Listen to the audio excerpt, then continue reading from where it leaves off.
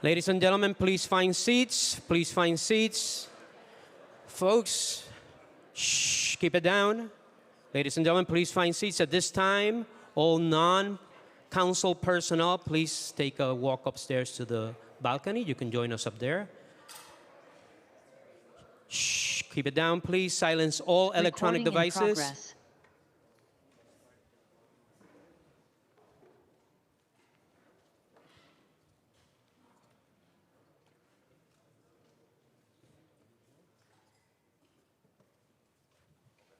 We're good to go.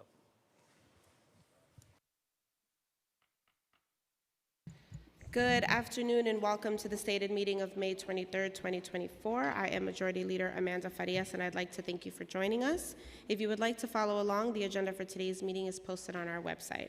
On behalf of the body, I welcome the members of the public who have joined us here today. During stated meetings, only members of the council may speak. Members of the public shall remain silent. If you wish to express your support of any remarks, you may make the silent approval gesture. I want to remind my colleagues that decorum is to be respected at all times. Insulting each other is not appropriate. All remarks are to be addressed to the chair, and members shall not speak unless recognized by the chair. It is essential that even if we disagree, we treat each other with respect. Members are reminded to not affix on furniture at any time, or otherwise display signs or flags in chambers during any council meeting without the prior approval of the speaker, unless such signs are germane to a topic that the member is recognized to discuss. Any signs affixed to the desks will be removed by the Sergeant at Arms. Displaying unauthorized signs intended to convey messages constituents debate without recognition from the presiding officer and is a disturbance when other members are speaking. When such signs are not germane to the question before the council, they disrupt the order of the meetings. Further affixing signs to the desk constitutes defacement of the chamber. Members may display signs or other visual aids to illustrate information properly during the period of general discussion, the discussion of general orders, or during the discussion of resolutions, provided such signs are concealed when the member's time has expired. Please join us for the Pledge of Allegiance.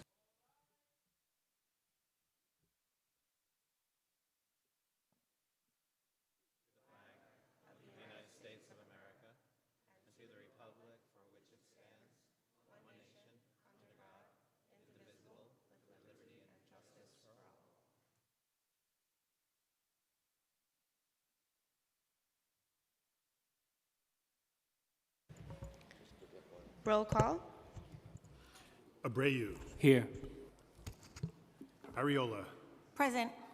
Aviles, Presente. Ayala, Banks, Present. Botcher, Present. Brannan,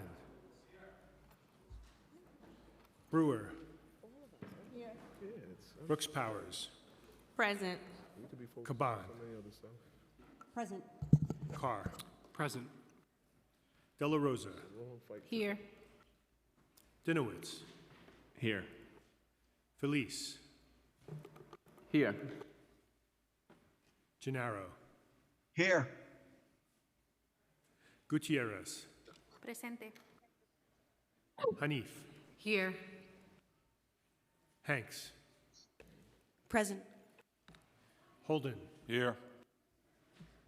Hudson, Present. Joseph, Present. Krishnan, Here. Lee, Here. Lewis, Present. Marmorato, Present. Marte, Here. Mealy, Present. Menon, Present. Moya, Here. Narcisse, Present. Nurse, Osei, Present. Palladino, Present. Powers, Here. Wrestler, Here. Riley, Present. Rivera, Salam, Present. Salamanca, Present. Sanchez.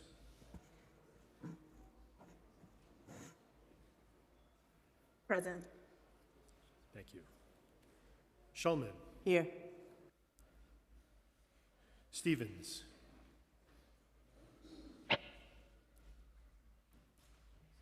Ung. Present. Vernikoff. Present. Williams. I'm here. Juan. Present. Yeager. Here. Zhuang. Here. Borelli. Present. Farias. Present. Speaker Adams. Present.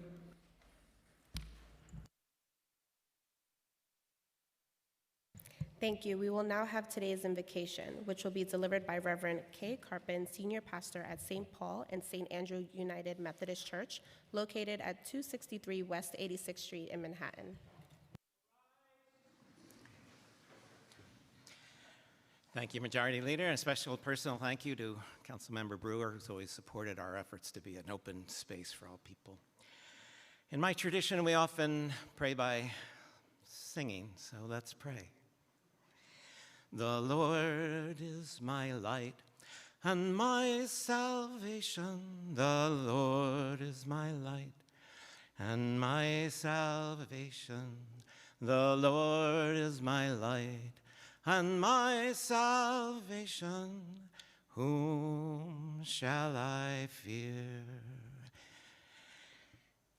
Holy One, on this somewhat stormy and dreary day, we pray for those in our city who are most vulnerable, who are living out on the streets, families driven out of shelter, city workers whose workplace is outdoors. We ask your protection on them and on people from all over who are making our city their home. God, I'm grateful for those gathered here who have answered the call to serve the city.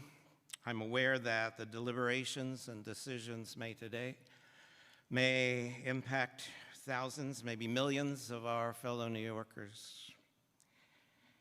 May those deliberations and decisions be made always keeping in mind those who need the support of us all the most, so that food insecurity may be a thing of the past, so that housing may be found or built or provided, that safety may be a reality in all our boroughs, byways, and subways, and that each precious child find an adequate and inspiring education. In times like these, when we just try to stay ahead of hate, when division and disparities, misgivings, misunderstandings, and misinformation threaten the fabric of our common life, God, give us courage to seek the shalom, the salam, the peace and prosperity of the city we love. And finally, as we approach the Memorial Day weekend, we ask that you hold in your compassionate embrace those beloved ones of ours who have been lost in war and violence. And we pray to somehow, someday, find a peaceful way to be together as your global family. We pray in your awesome and holy name. Amen.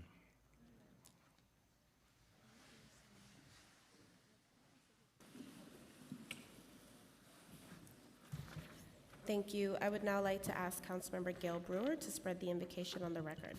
Thank you. Reverend Carpin is the senior pastor, as you said, of St. Paul and St. Andrew, and has served this progressive congregation since 1984. He is a member of Community Board 7, and he chairs the Preservation Committee on the Upper West Side. He also serves on the New York Conference Board of Ordained Ministry and the Board of Directors of the West Side Campaign Against Hunger. This amazing anti-hunger program trying to keep people fed is in the basement of the church. It has been there for many years. It is not only feeding hundreds and hundreds and hundreds of people every day, but also has social workers with computers for accessing benefits. It's a unique enterprise. He holds degrees from Cornell University, Union Theological Seminary. His doctorate is in Jewish and Christian ethics. He's taught at many universities, including Columbia. He is got, as part of his interfaith work and ministry with marginalized, a church that welcomes migrants every Monday morning. Over 200 families show up for information, clothing, and legal assistance and food. He has in his basement also the clubhouse that we're trying to save, Mr. Mayor, so that it is not closed. And as part of the church, there's also B'nai Jeshurun, which is a synagogue, and they are partners in the building. So he's an interfaith leader, a community partner, and my friend. Thank you, Reverend Carpin. And now, thank you, as I indicated, Reverend Carpin, for being here today, and I make a motion for unanimous consent to spread the invocation in full upon the record.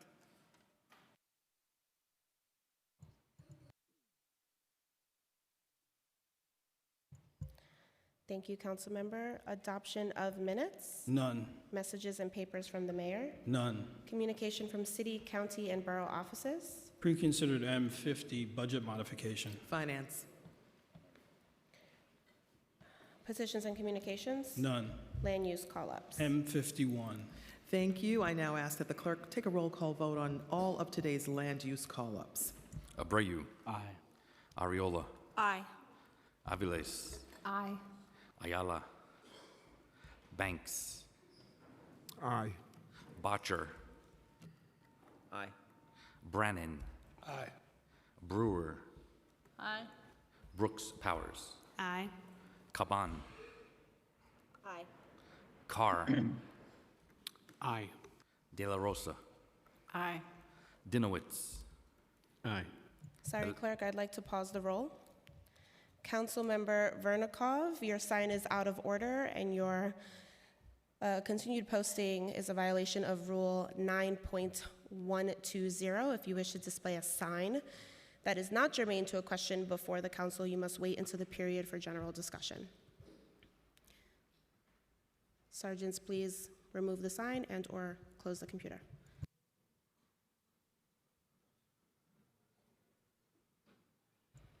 You can continue with the roll, clerk. Thank you. Feliz. Aye. Gennaro. Madam Majority Leader, I vote aye on the call-ups, and I request unanimous consent to vote on the general order calendar and all resolutions. Permission granted. Thank you. Thank you, and I vote aye on all general orders and resolutions. Thank you, Madam Majority Leader. Thank you. Gutierrez. Aye. Hanif. Aye. Hanks. Aye. Holden. Aye. Hudson. Aye. Joseph. Clerk, apologies. I need to pause the roll again. Council Member Yeager, your sign is out of order, and your continued posting of it is a violation of Rule 9.120. If you wish to display a sign that is not germane to a question before the council, you must wait until the period for general discussion. Councilmember Holden, your sign is out of order, and your continued posting is a violation of Rule 9.120. If you wish to display a sign that is not germane to a question on the floor before the council, you must wait until the period for general discussion. Sergeants, please remove the signs.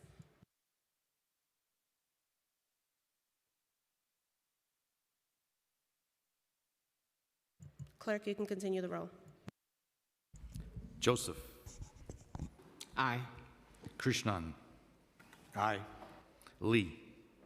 Aye. Lewis. Aye. Marmarato. Aye on all. Marte. Aye. Mealy. Aye. Thank you. Menon.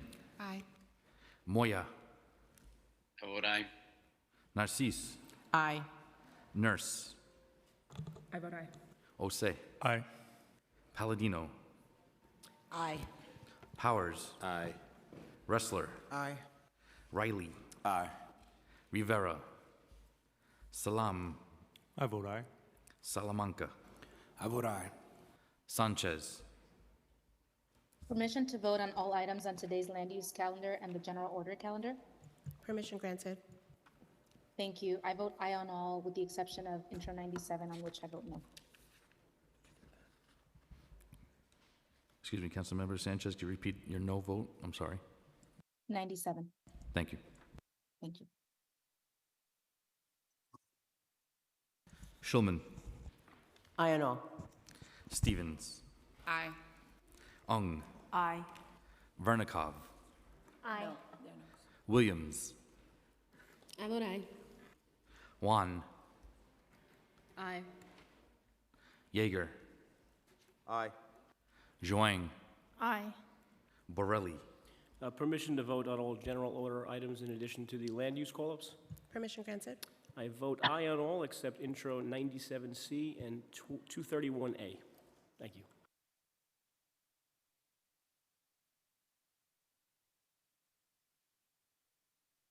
Councilmember Mealy.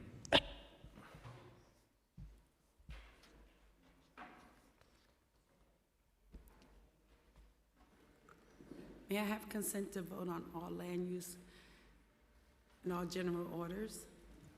Permission granted. Thank you. I vote aye on all. Thank you. Thank you.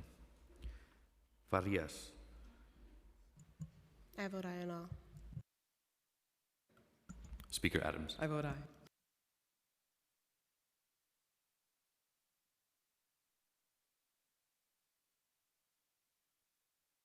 Today's land use call-ups are adopted by a vote of 49 in the affirmative and 0 in the negative. We will now have communication from Speaker Adrian Adams. Thank you, Majority Leader, and good afternoon, everyone. Yesterday was the final day of our executive budget hearings for fiscal year 2025. I want to thank all council members and staff for their hard work throughout this budget process thus far. A special thanks to Finance Chair Justin Brannan for his leadership and our entire Finance Division for their commitment throughout these weeks of hearings. To the members of the public who offered testimony, thank you for your engagement and your sharing your voice throughout this process. To deliver for our communities and the people who call home, the budget must fund the services that support New Yorkers and our city. We need to get back to the basics of what makes our city work for families and communities and not take away or deny resources from 3K and early education, cultural institutions, affordable housing, libraries, schools, parks, mental health care, programs that reduce recidivism and provide safety, senior services, and other essential services. The Council's preliminary budget response put forward a plan for smart investments that meet our current needs and lay the foundation for our future. While the mayor's executive budget took some steps to reverse a fraction of the administration's cuts, it left far too many cuts in place and inadvertently funded vital programs. This must be addressed in the adopted budget. This week, the Council unveiled our latest economic and tax forecast, which shows consistent revenue projections that continue to outpace OMB's by $1.1 billion for fiscal years 2024 and 2025. The updated forecast provides clarity that the city can, in fact, restore cuts to protect essential services and invest in the needs of New Yorkers. We cannot withhold the programs and services that New Yorkers need when the resources exist to avoid that outcome. The City Council will continue to represent the needs and voices of our constituents at the negotiating table, working to ensure our communities receive the investments they deserve. May 19th was the birthday of Malcolm X, a revolutionary civil rights leader who fought to advance the rights and equity of our communities. Saturday is Guyana's Independence Day. I'm proud that my district, the Great 28, is home to a vibrant Guyanese community. If you haven't been to Little Guyana yet, I encourage you to visit, try some of our local cuisine, and celebrate Guyana's Independence Day.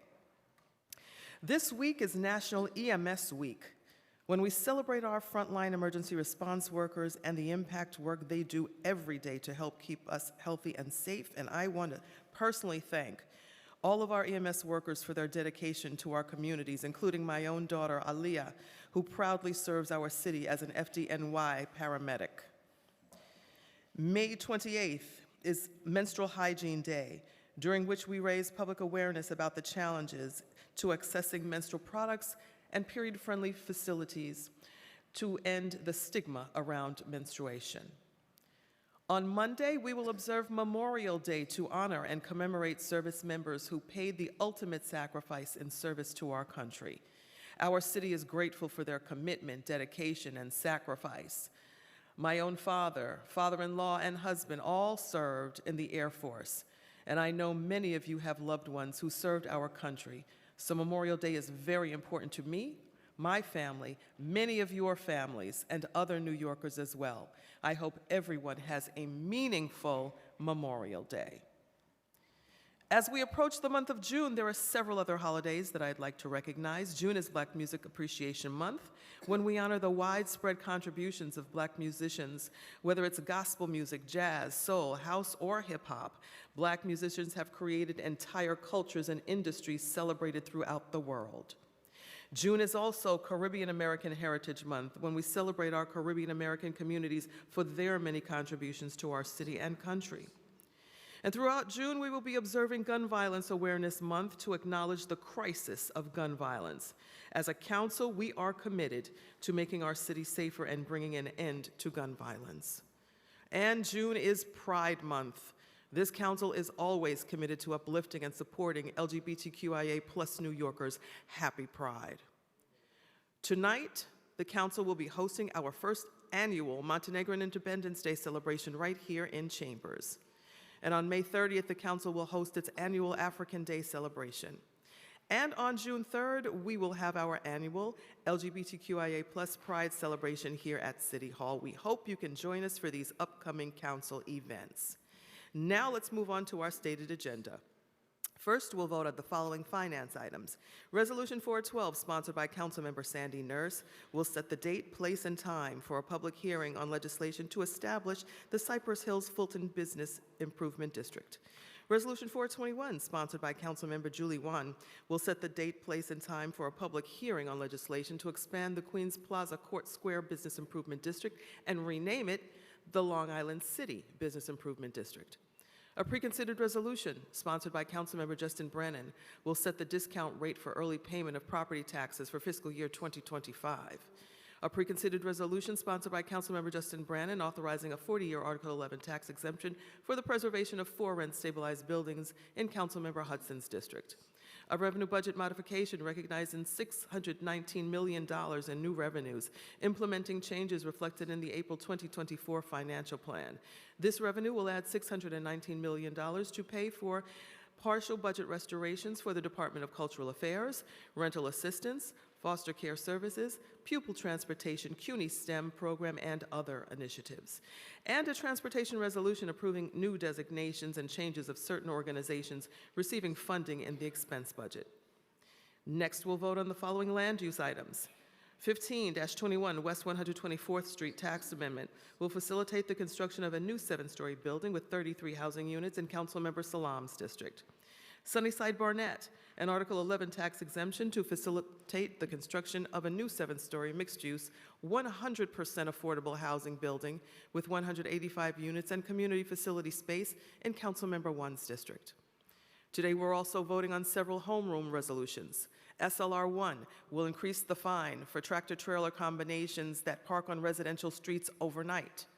SLR 2 will amend the general municipal law in relation to disabilities of deputy sheriffs in certain cities. SLR 3 will amend the general municipal law in relation to disabilities of deputy sheriff members of a retirement system in certain cities. SLR 4 will amend the retirement and Social Security law to permit certain 25-year retirement program dispatcher members to file elections not to participate. SLR 5 will authorize the City of New York to discontinue a portion of parkland in the Bronx and grant easements for improvements to the railroad right-of-way to bring Metro North Railroad service to 4 new stations. SLR 6 will amend the retirement and Social Security law in relation to death benefits for active New York City Transit Authority members. SLR 7 will amend the vehicle and traffic in relation to abandoned vehicles. Today, we'll also vote on the following pieces of legislation. Introduction 134A, sponsored by Majority Whip Sylvina Brooks Powers, would require the New York City Economic Development Corporation, or EDC, to submit an annual report to certain elected officials, including the Council Speaker, Queensborough President, and the local council member representing JFK International Airport on the progress of the JFK redevelopment plan and related community benefits package.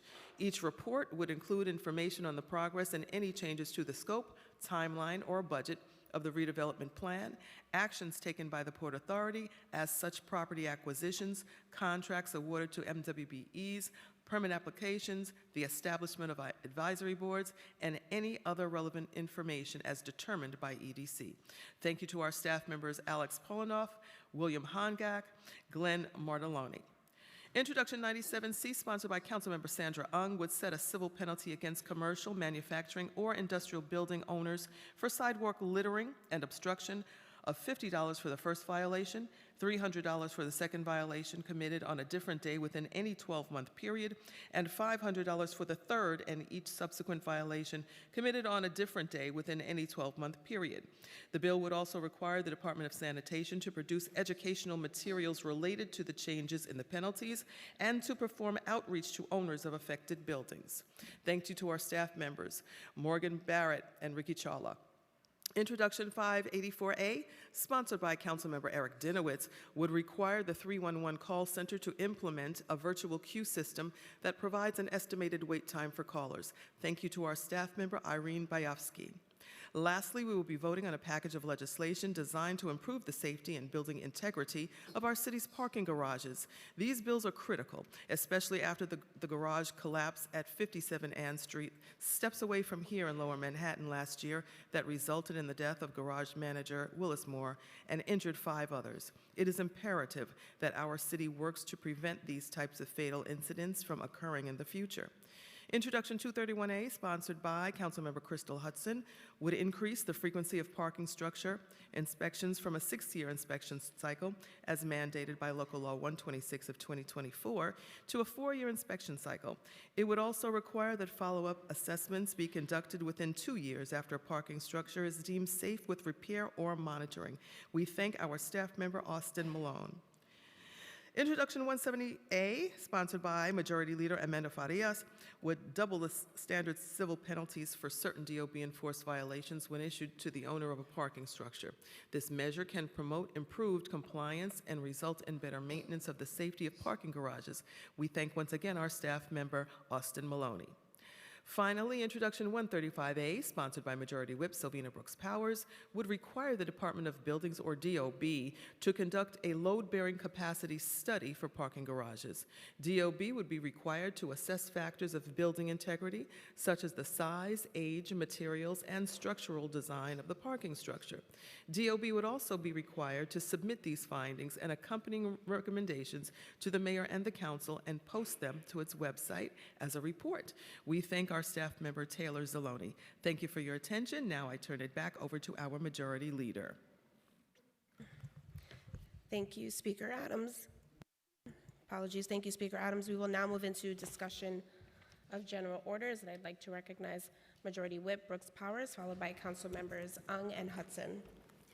Thank you. Today I'm pleased we will be voting on 2 important bills. First, Intro 134A, a bill that would require the New York City Economic Development Corporation to submit an annual report to the council, the Queensborough President's Office, and the council member in which JFK International Airport sits in, which is District 31, on the progress of the JFK redevelopment program and the relevant community benefits package. The goal of this bill is to keep the council and public informed about the project for as long as it continues. I must say that I've been dismayed by the lack of true transparency by the Port Authority through its failure to appear before this City Council, as well as the New York State Senate. Refusing to appear before any legislative body is a dangerous posture to take as an agency. Currently, the Port Authority determines when meetings occur, what agenda will be included, and has not always been consistent with submitting timely reports to EDC as set out in its lease. In the spirit of transparency, it is important the City of New York ensures the components within the lease is fulfilled and members of the Southeast Queens communities truly benefit from this development. Another bill we will vote on is Intro 135A, which requires the New York City Department of Buildings to conduct structural load-bearing capacity study of parking garages throughout New York City. The DOB would be required to assess factors like the size, age, material, and structural design of parking structures and come up with recommendations based on their findings. I want to extend my thanks to Speaker Adams, Majority Leader Farias, and Chair Parina Sanchez for support and their work in ushering these two very important bills through. With that, I ask my colleagues to vote aye on both. Thank you. I'd like to recognize Councilmember Ung, followed by Hudson. Thank you, Speaker, Majority Leader, and my esteemed colleagues for giving me the opportunity to speak on behalf of Intro 97. This legislation is an important step toward ensuring our city remains clean and vibrant for all who live, work, and visit here. The primary objective of Intro 97 is clear: to address the persistent issue of litter and debris in front of commercial, manufacturing, and industrial businesses by increasing the fines for the chronic violators of our city's sanitation laws. I want to emphasize that this legislation is not designed to place additional burdens on small businesses, which are the backbone of our economy. Instead, it targets those businesses that repeatedly discard the regulations, treating the existing fines as a mere inconvenience and the cost of doing business rather than a serious deterrent. We all know that the majority of business owners are responsible and conscientious members of our community. They understand the importance of maintaining clean and safe environment, not just for their customers, but for neighbors and community at large. However, we cannot deny there are some business owners who continually flout these rules, undermining our collective efforts to keep our city clean. Chronic violators must understand there are significant consequences for their actions which impact us all. I urge my colleagues to support Intro 97. This legislation strikes a necessary balance between holding chronic offenders accountable and protecting our diligent, law-abiding business owners. By passing this bill, we take a crucial step toward a cleaner, healthier, and more beautiful New York City for everyone. Lastly, I want to thank Commissioner Tisch, her entire team, the Department of Sanitation, Community Counsel Morgan Barrett, and my own Chief of Staff, Alexander Hart, for all the work and hard work they put into making this piece of legislation possible. Thank you. I'd like to recognize Councilmember Hudson. Thank you so much. I'd like to speak briefly about Land Use 83, or LU 83, which will provide an Article 11 tax exemption for existing affordable housing properties in Clinton Hill, including the tri-block houses on Ashland Place and St. Felix Street, and the Green Claremont houses located at 80 Green Avenue. I'm proud that this project will maintain deep affordability for residents while simultaneously financing a significant rehabilitation of these properties. Specifically, 80 Green Avenue is a housing development for older adults who earn less than 50% of the area median income, many of whom are longtime Black and Latinx residents. And 58 units across both developments will be set aside for homeless tenants, 30% of the entire project. In a rapidly gentrifying area like Clinton Hill, where the area median income for white residents is $163,000 compared to $53,105 for Black residents, we need to build and preserve deeply affordable housing at low AMIs so those who built our communities can continue to reside and contribute to them. This project will ensure these units remain affordable for at least the next 40 years, if not longer, and will not displace a single resident. Simply put, we need these types of projects to preserve existing deeply affordable housing, especially for our older adults who live on fixed incomes and rarely see a sufficient increase in Social Security or other forms of assistance to pay for rapidly rising costs. My team has held multiple community meetings with residents to ensure they understood what the changes meant and how construction would impact them. We then flyered the entire building of nearly 100 units with a packet of information in both English and Spanish on the proposed changes and contact information for the developer and our office to answer any further questions. This approach takes a bit more work, but I'm confident that this proposed tax exemption will yield exactly what the residents need and deserve. Thank you. Thank you. Seeing no other members signed up to speak. Report of special committees. None. Reports of standing committees. Report of the Committee on Economic Development, Intro 134A, JFK redevelopment plans. Amended and coupled on general orders. Report of the Committee on Finance, Resolutions 412 and 421, Business Improvement Districts. Coupled on general orders. Preconsidered Resolution 436, Transparency. Coupled on general orders. Preconsidered Resolution 437, Discount Rate. Coupled on general orders. Preconsidered LU 83 and Reso 443, tax exemption. Coupled on general orders. Preconsidered M 50 and Reso 444, budget modification. Coupled on general orders. Report of the Committee on Governmental Operations, State and Federal Legislation. Preconsidered SLRs 1 through 7. Coupled on general orders. Report of the Committee on Housing and Buildings, intros 135A, 170A, and 231A, parking structures. Amended and coupled on general orders. Report of the Committee on Land Use, LUs 55 and 56, zoning for economic opportunity. Approved with modifications and referred to the City Planning Commission pursuant to Section 197D of the New York City Charter. LU 74 and Reso 445, 15-21 West 124th Street. Coupled on general orders. LU 82 and Reso 446, Sunnyside, Barnett, Article 11. Coupled on general orders. Report of the Committee on Sanitation and Solid Waste Management, Intro 97C, littering violations. Amended and coupled on general orders. Report of the Committee on Technology, Intro 584A, 311 call centers. Amended and coupled on general orders. Resolution appointing various persons, Commissioner of Deeds. Coupled on general orders, I now ask that the clerk take a roll call vote on all of the items coupled on today's general orders calendar. Powers. I vote aye. Abreu. Aye. Ariola. Aye on all with the exception of 97C and 231A.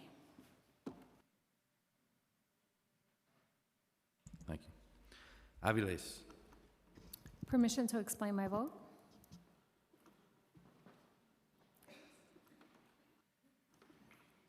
Sorry, permission granted.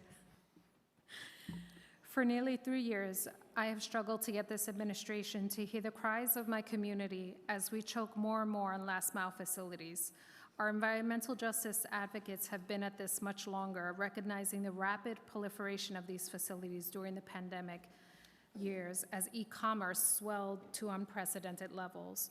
With the support of my colleagues, 29 of whom signed on to our letter to DCP last month demanding action on last mile, we have a written commitment from the Deputy Mayor to develop tools to control both the traffic and the pollution caused by last mile facilities.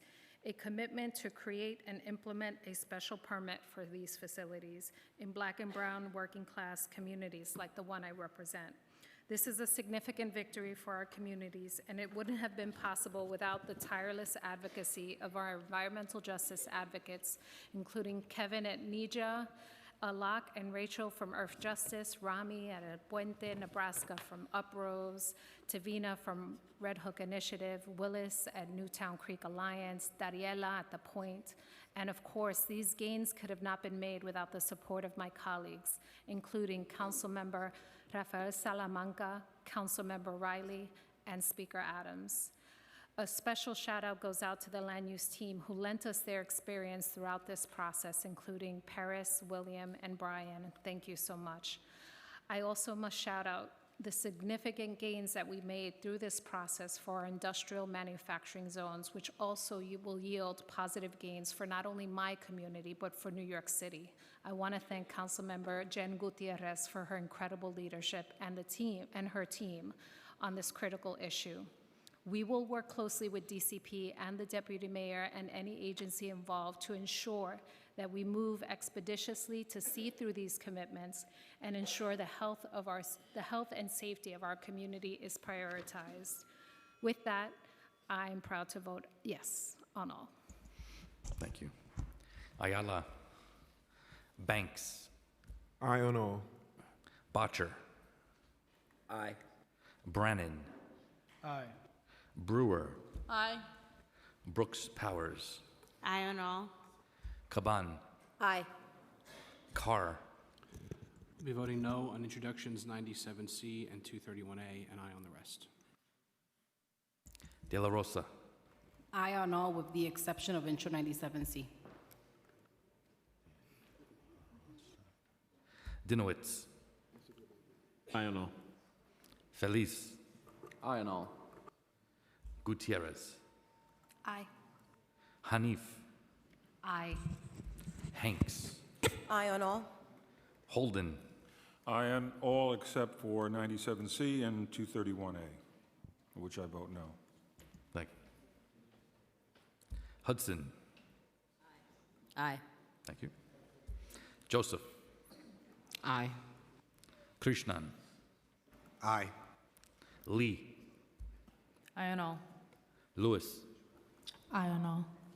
Marmarato. Aye on all with the exception of 97C and 231A.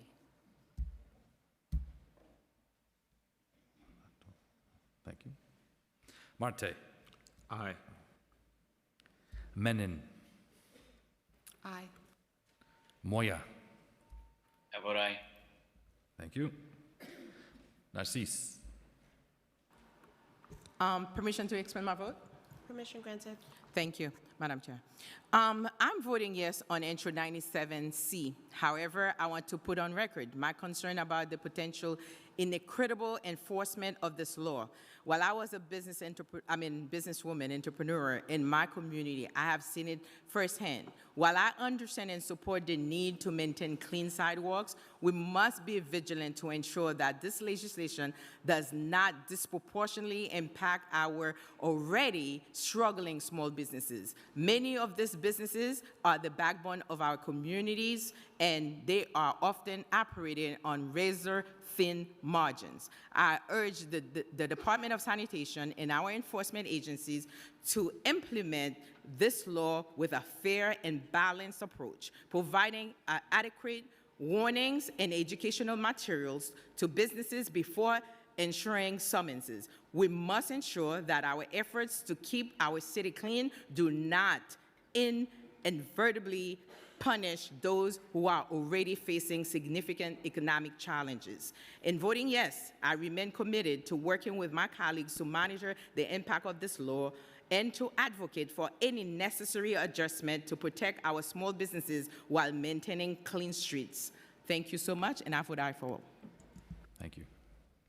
Nurse. I vote aye. Osei. I vote aye. Palladino. I'd like permission to explain my vote, please. Permission granted. Okay. On 97C, I voted in favor of 97C. And to my colleague's point, I don't think the fines are strict enough. I think our neighborhoods are being abused, and the store owners are certainly taking a leeway, a great amount of leeway, with what they're allowed to get away with. It's time to pay up.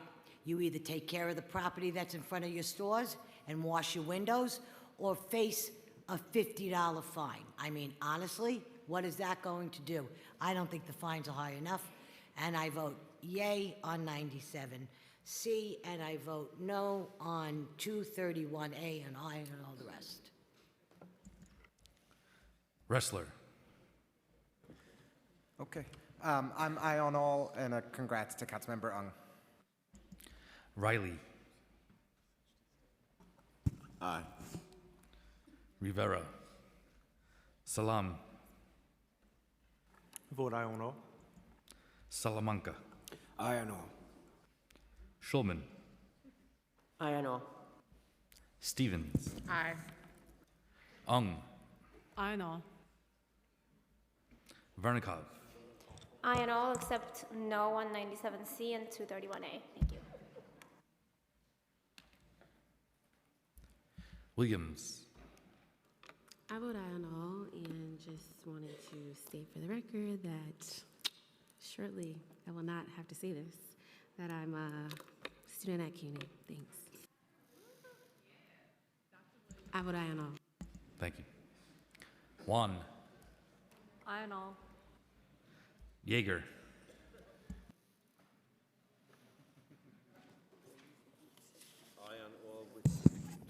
Aye on all with the exception of intro 97 and intro 170 and resolution 421.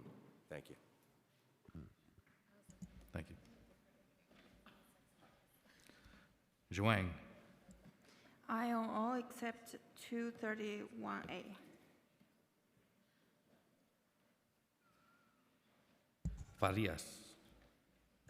I vote aye on all. Speaker Adams. Aye on all.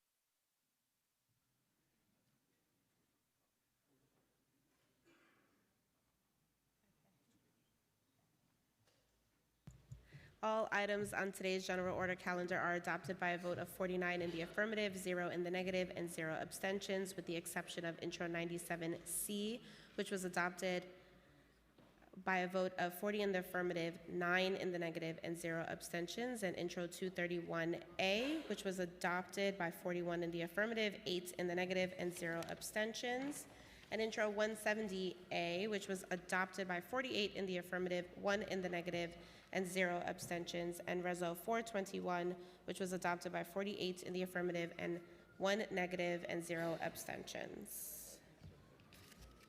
Introduction and reading of bills. All bills have been referred to committees as indicated on today's agenda. Thank you. There are no resolutions on today's calendar, so we will now move into general discussion. I'd like to first recognize Councilmember Lewis, followed by Marmorato. Thank you, Madam Majority Leader. Good afternoon, colleagues.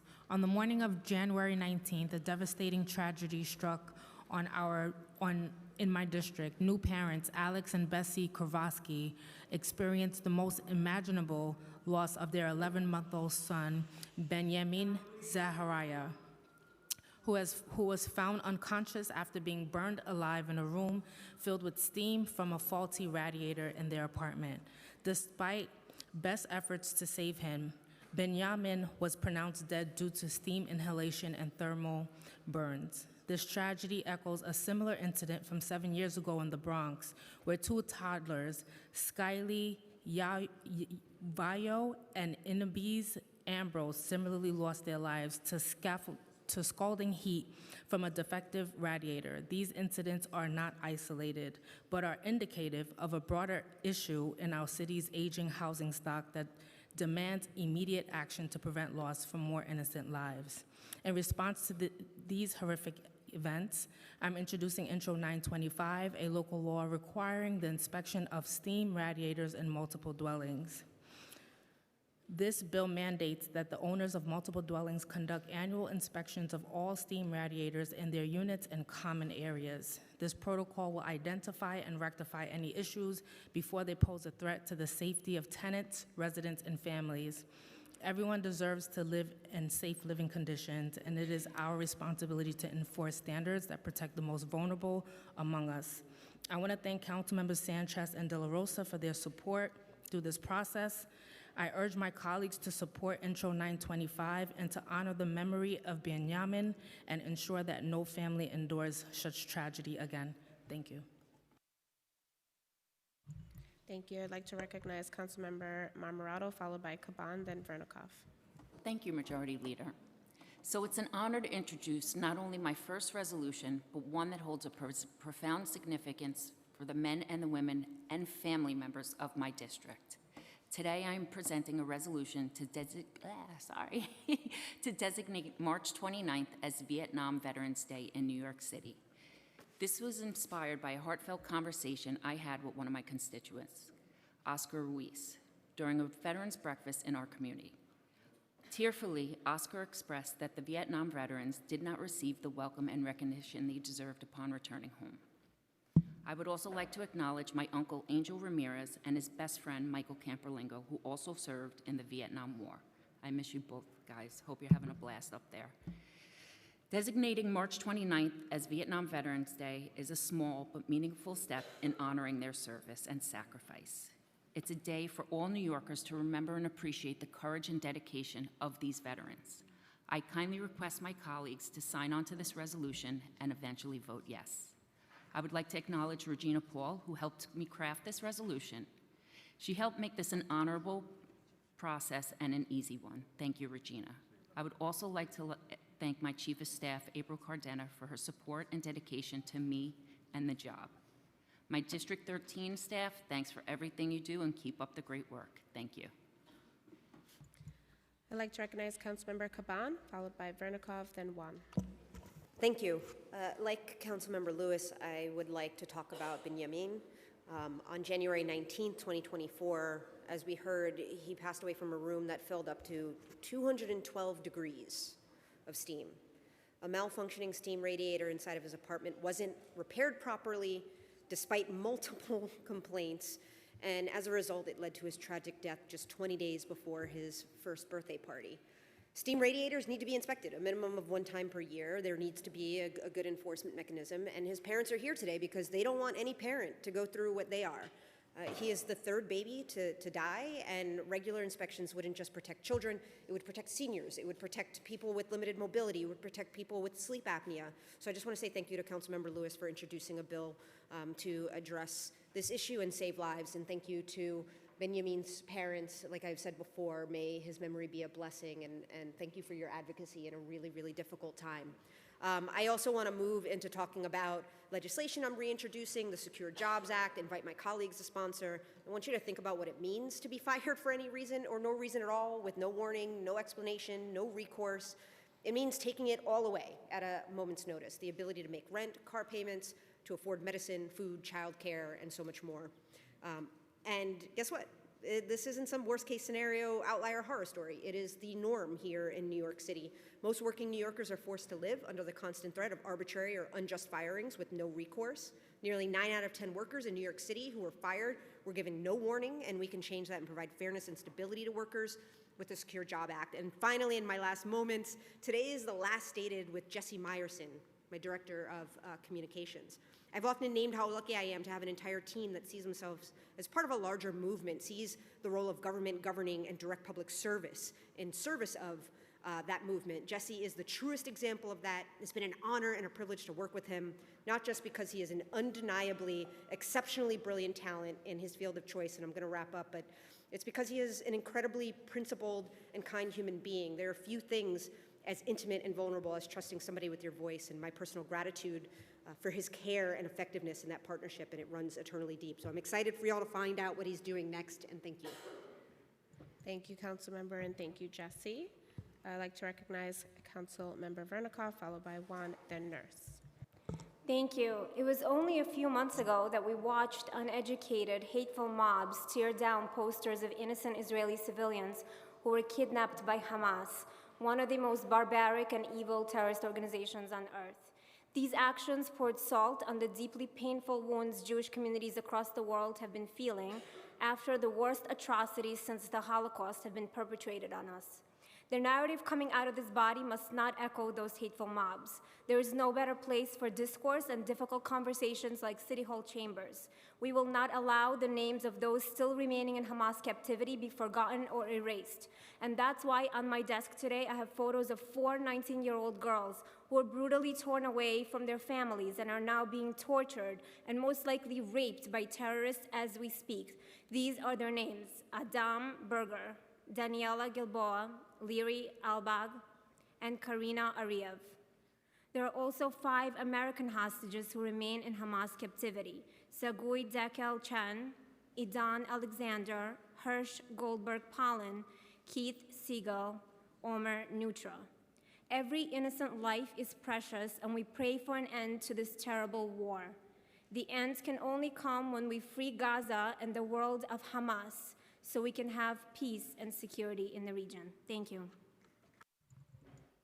I'd like to recognize Councilmember Juan, followed by Nurse, then Brewer. Thank you so much, Majority Leader Farias. Today, I am pleased to introduce Intro 935, along with Councilmember Brewers and Hanif. This bill would require the distribution of a voluntary survey to individuals and families leaving the shelters and migrant reticketing centers. The survey will collect information on the immediate destinations of individuals leaving our city shelters or leaving the city entirely. Over 120,000 people are living in the city of New York shelters, including at least 10,000 in my own district. The mayor's office estimates that half of asylum seekers who have come through the city's shelter system have left for alternative accommodations. Yet we do not know where people are going. We do not know if people are leaving shelters or just end up living on the streets. We have also heard from school principals that students are simply going missing from the school system, and we have no information about their current circumstances.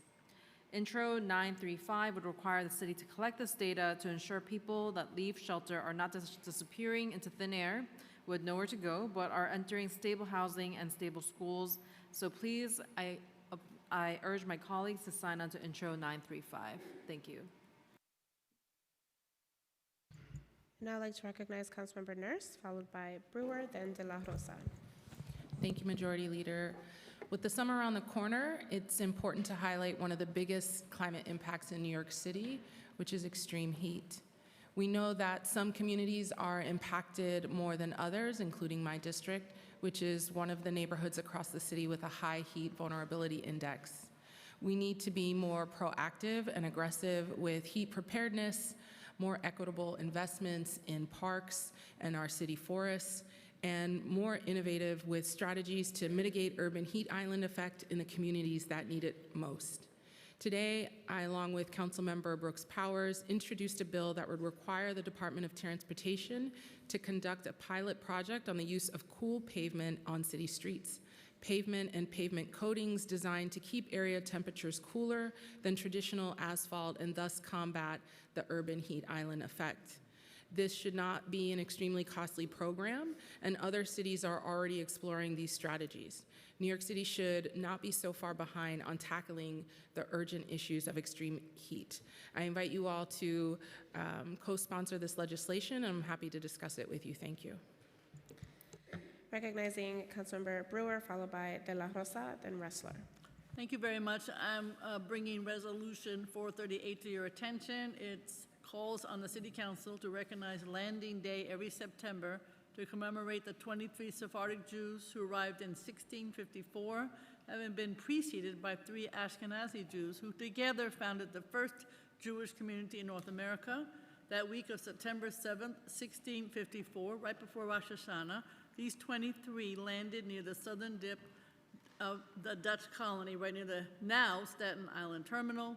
And of course, 370 years later, New York is home to many wonderful Jewish community members, more than any other place in the world. And I want to say that every year we have gathered at Peter Minute Plaza, which has a dedicated monument that was put there in 1955. We will continue to do that. So this is a really important resolution. It comes during Jewish American Heritage Month, celebrated each May, to recognize the contribution of Jews to American life and culture, and I hope you sign on. Thank you very much. Recognizing Councilmember De La Rosa, followed by Ressler, then Yeager. Thank you, Madam Majority Leader.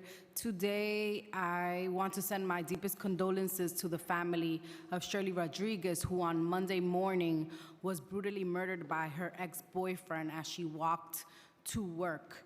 As we sit here in this chamber, in this moment, my community is gathering to remember Shirley's life. Shirley was 29 years old, a life taken way too soon. Her death leaves us feeling helpless as we recommit to ensuring that we eradicate intimate partner violence across our city. I also want to take the moment to send my prayers and my condolences to her family and to all of our community that is mourning this loss in this moment. I want to take a minute to also speak about Intro 910, the Construction Justice Act, which requires the city stabilized housing developments to pay their workers a minimum combined wage package of at least $40 per hour.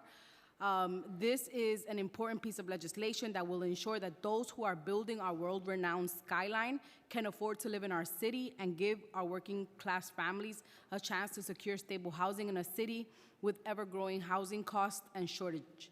I want to thank Speaker Adams for her support and also thank our partners in organized labor, including Laborers Local 79, for partnering with us to introduce this bill, which will help build generational wealth and a new middle class. I'm encouraging colleagues who have not done so to please sign on. Thank you. Councilmember Ressler, followed by Yeager. Thanks so much, Majority Leader.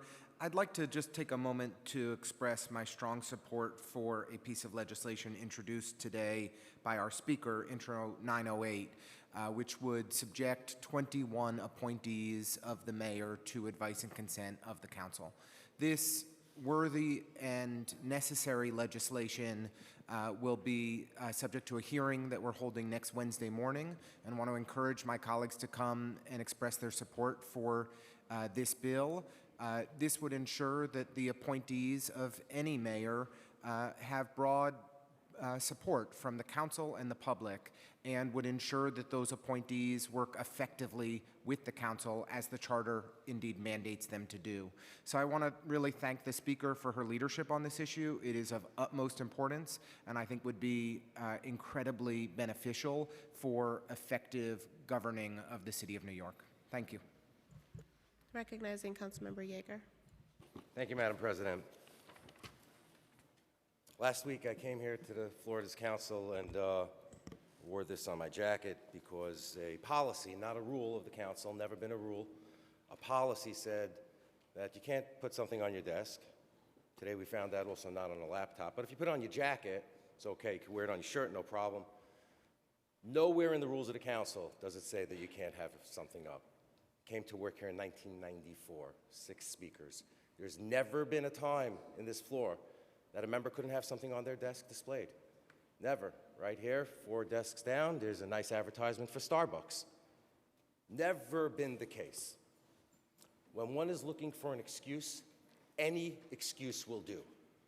On November 15th, I put a picture of Kfir on my desk here in this council. Nobody had a problem with it. In fact, I would like to hope that most people here would find that a 9-month-old being kidnapped and held by terrorists together with his 3-year-old brother and their parents is offensive. Nobody had a problem with it, I heard. Then all of a sudden, a policy backdoored into written rules. And I want to be clear. If a rule was proposed on the floor of the council, Councilmember, you are out of order. You do not have the right to talk about and address the ruling of the chair. Oh, okay. Thank you. If a rule were to be proposed on this floor that were to say from henceforth, no displays in the council, I'd vote for it. No problem. But that's not what's happening here. There is no rule of this council that says that there cannot be signs, that there cannot be something displayed from a desk. You are still continuing to argue, Councilmember. You are still continuing to argue until you're done. about the ruling of the chair. It stands. Please. I'm not use your disputing the time. ruling of the chair. I'm making my point. This is general discussion. Talk about anything. Talk about what size shoes you wear, I wear. Talk about the size of You these cannot microphones. I can specifically, talk about you these cannot desks. specifically We can talk about anything address we the want, as ruling long as of we're the not chair addressing that each other. stands in this You wanna chamber, in this if you want body. to keep interrupting Would you me, like, had 23 seconds on the clock. I'm going to estimate how long I have please left. wrap up with your 23 seconds. Thank you very much. Agam Berger, Daniela Gilboa, Liri Albag, Karina Ariev. Their faces have been all over TV and the internet. These are the pictures that are offended by the people who make the policies here. Not rules, policies. It's not a rule of the council. Thank you very much, Madam President.